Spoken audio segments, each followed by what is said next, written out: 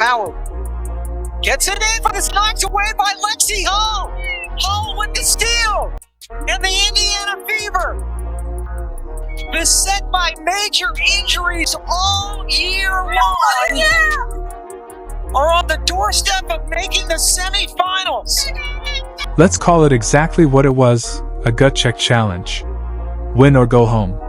6 players down, frustrated by officiating calls, and walking into a game with zero margin for error. Could the Indiana Fever handle that pressure and rise to the moment? In Game 3 of the WNBA playoffs against the Atlanta Dream, they did just that. Kelsey Mitchell attacked late, Aaliyah Boston battled relentlessly in the paint, and Lexie Hull delivered the play of her career. Together, they met the challenge head-on and punched their ticket to the semifinals for the first time since 2015. Now the real question, was this a one-time spark, or the defining moment that cements the Fever's rise for years to come? We've just been through so much this season, giving ourselves another chance in Game 3. Emotions are high. This is a group that's confidence has really never wavered. This group has continued to show their heart, their character, night in and night out. I think we all piggyback off each other within our group and our organization. We've been in every kind of situation you can imagine, and we've been able to find ways to put ourselves in position to win, and this will be no different. Somebody has to lose and somebody has to win. Imagine enduring nearly a decade without a single playoff series win. That kind of drought doesn't just live on a stat sheet. It weighs on a franchise, on its fans, and on every player wearing the jersey. The last time the Indiana Fever advanced this far, Tamika Catchings was still the team's heartbeat. Natasha Howard was just beginning her journey, and Stephanie White was in her first stint as head coach. That was 2015, a league that looked entirely different. Fast forward to now, and the Fever walked into Game 3 facing more than basketball. They were facing history, daring to prove the drought had finally ended. You talked about the desperation before Game 2 on Tuesday. Just how does that carry over into tonight? I think anytime that you're a win or go home situation, there's desperation. And so it has to carry over. You know, we're in the same situation. Our back is against the wall. We got to come out and we've got to play with that sense of urgency. We've got to play with that hunger. We've got to value every single possession and every single opportunity. What made the moment even heavier was the state of Indiana's roster. Think about it. Caitlin Clark sidelined, Sophie Cunningham out, Sydney Colson unavailable, plus Chloe BBY, Ari McDonald, and Damiris Dantas all on the injury list. That's a massive chunk of scoring and experience gone. Suddenly, this wasn't just another playoff night. It became win or go home with a group forced to squeeze every ounce of talent and chemistry just to survive. No one outside that locker room believed they had a chance. And yet, that lack of expectation turned into fuel. With nothing to lose, they fought. Now this one on Lexie Hull got me riled up because this was early on in the game and this was probably the best defense that Lexie could have played. If you watch this play here, Ryan Howard is going down, Lexie Hull's guarding her, Ryan goes behind her back, Lexie doesn't touch her because she's backpedaling the whole time, she has her hands straight up. Like, this is really good defense that Lexie played here. And who could forget Game 1? A parade of phantom whistles, momentum-breaking calls, and even a technical foul on their coach. The frustration inside that building was undeniable, and it showed on television just as clearly. The Fever didn't let it go. They carried that bitterness into Game 3, using it as fuel to restore their name after feeling robbed just nights earlier.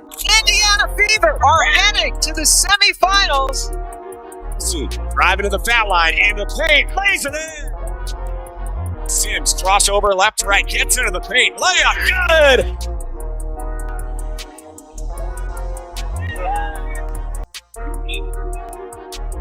Inside, Boston. The pre-game interviews told the story before a single basket was made. Kelsey Mitchell carried herself with calm focus, like she already knew the scoring load was hers to shoulder. Aaliyah Boston spoke softly but with a confidence that spread through the locker room, fully aware she was walking into a physical battle she couldn't avoid. On the other side stood an Atlanta team, fully healthy, fueled by home court energy, and ready to slam the door on Indiana's run. The Gateway Center Arena crowd believed this was the Fever's ending. But for Indiana, it wasn't just about playing the dream. They were carrying a decade of frustration, 6 critical injuries, and the weight of every doubt that said they couldn't break through. In that storm, They made their decision. They chose fight over fear. And the question now, could those individual moments spark the beginning of a brand new story?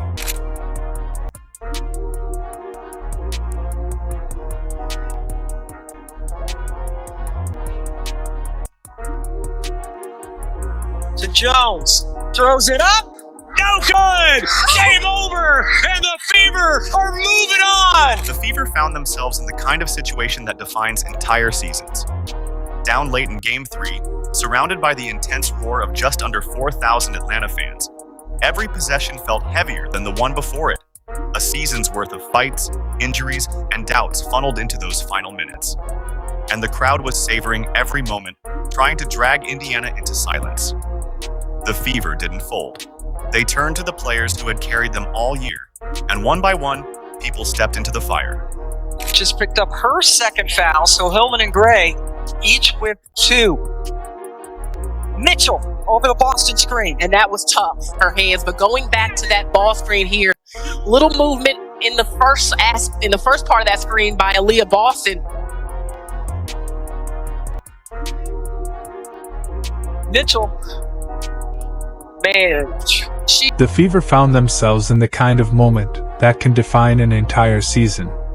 Down late in Game 3, swallowed by the roar of nearly 4,000 Atlanta fans, every possession carried more weight than the last.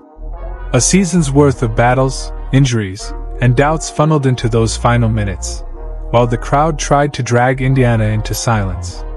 But the Fever didn't fold. Instead, they leaned on the players who carried them all year, and one by one, each stepped boldly into the fire. Attacking from the outside and now the inside.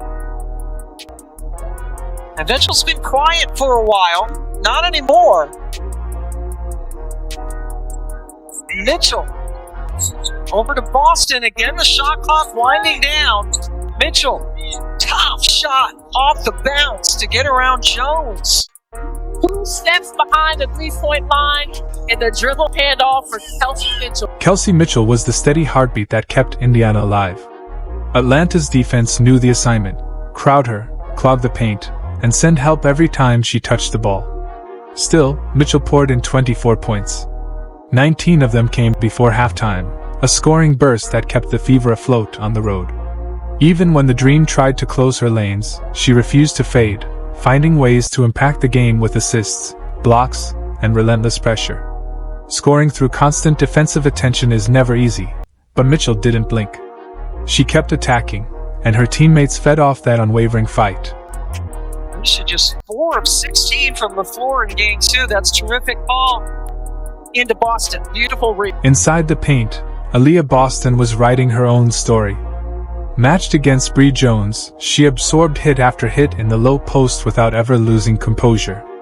On paper, Jones held the size advantage, but Boston erased it with sharp timing, smart positioning, and an emerging mastery of sealing her opponent early.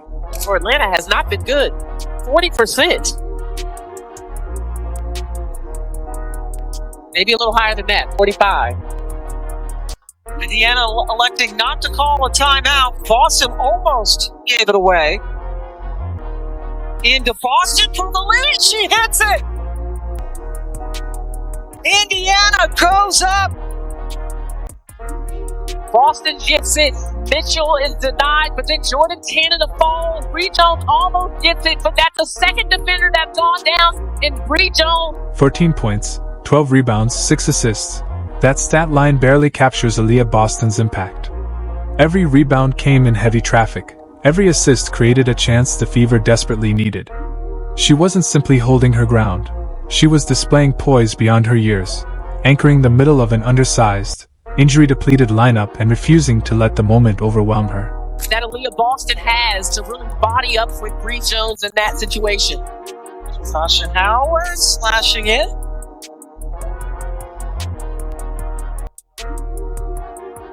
Sims got around the Ryan Howard reach to find Natasha Howard. The court, Odyssey Sims has 7 points, 3 assists. She's looking to attack. Odyssey Sims brought a completely different edge, an aggression Atlanta couldn't contain. She attacked defenders head-on, absorbing contact and driving the lane with momentum-shifting bursts. Her 16 points and 8 assists were remarkable, especially for someone who hadn't been with the roster all season. It spoke to her adaptability and instant leadership. In a hostile environment where composure was essential, Sims delivered both grit and creativity, giving the Fever exactly what they needed.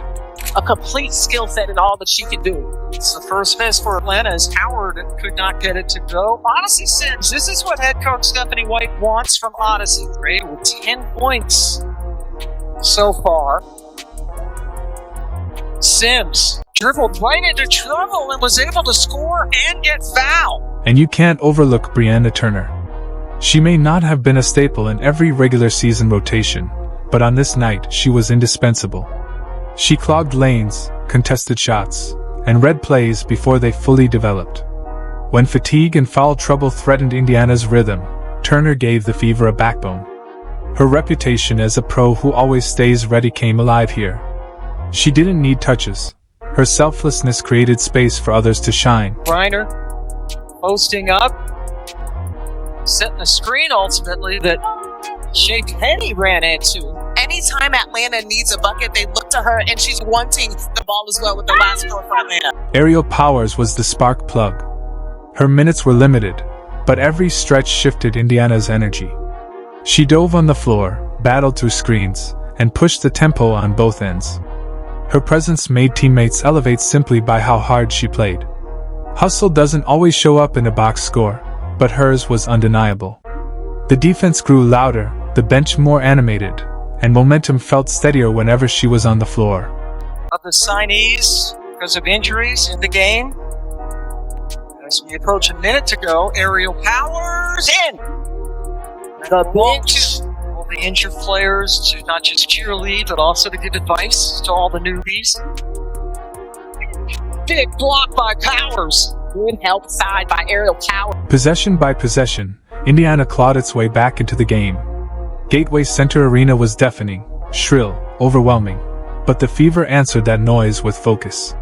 They grinded through each trip down the floor, stacking defensive stops, and squeezing out points from every angle. By this stage, it was obvious. This wasn't about one superstar. Indiana was surviving on heart, playmaking, defense, and grit drawn from every corner of the roster. And then, with the score tightening and every possession carrying the weight of a season, the stage shifted. A player who had struggled all night finally held the ball, her moment, her chance, and history within her grasp.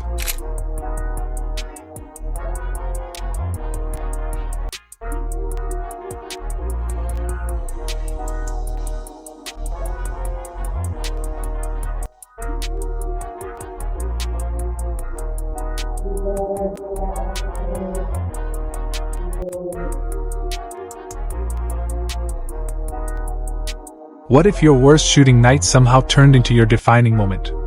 That was Lexie Hull's reality in Game 3. For most of the night, nothing would fall. Open looks rimmed out, jumpers clanged, and every miss seemed to pile on the last.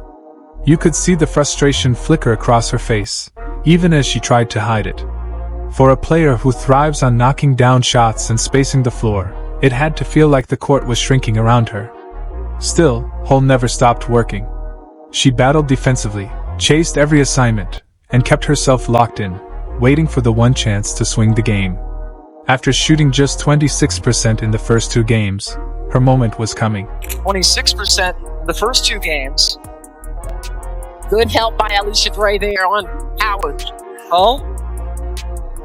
With under 30 seconds left, all the frustration of Lexie Hull's tough shooting night suddenly had a chance to disappear.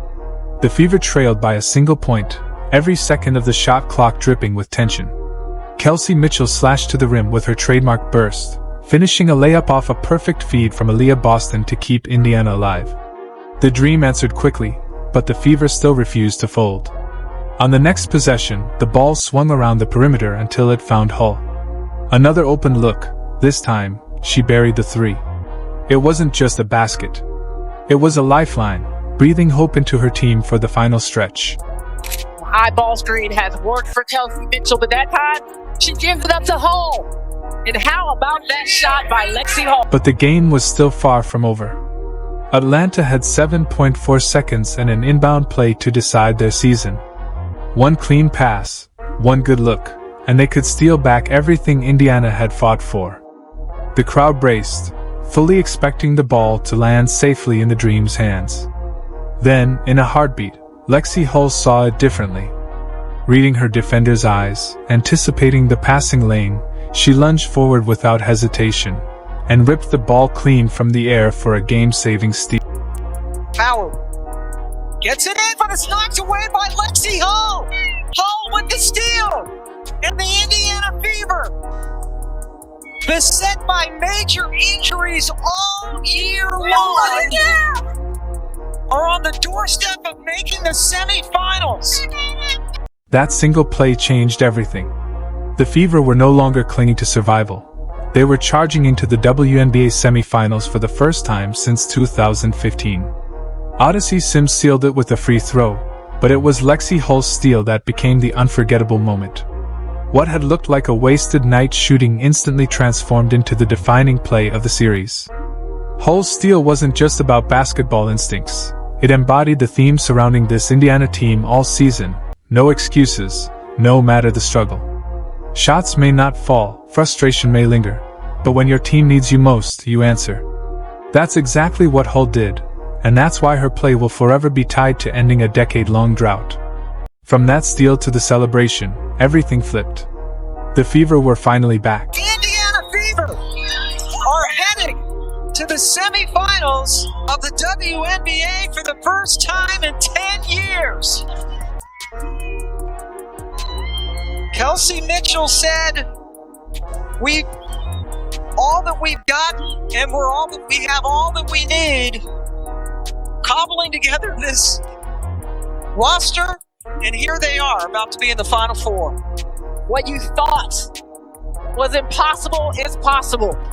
A team that has been devastated by injury, rallying on the road. One more time. Picture the Indiana Fever locker room after that final buzzer. A decade of waiting, doubt, and frustration shattered in a single night.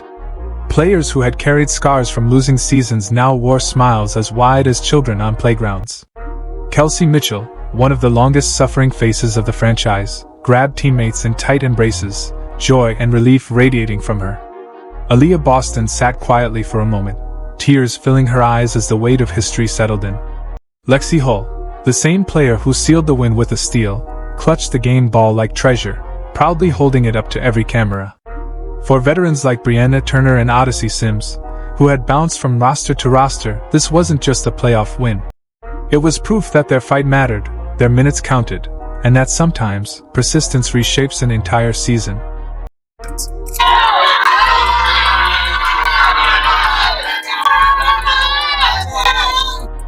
Y'all are a tough bunch of. I mean, I cannot even put into words how proud I am. It's like the toughness that it takes, like the gut checks that it takes. Like, y'all, it doesn't matter. It doesn't matter because we've been through all of it, right? So it doesn't matter the circumstance, it doesn't matter the score, it doesn't matter the time. You always put your best foot forward. You always get to the next play. And it's always someone different. You actually just referenced it twice. It is Indiana. Dropped 2 of the 3 games to them this year, but you haven't seen them since late July. What excites you about that matchup? That they haven't seen the releases yet.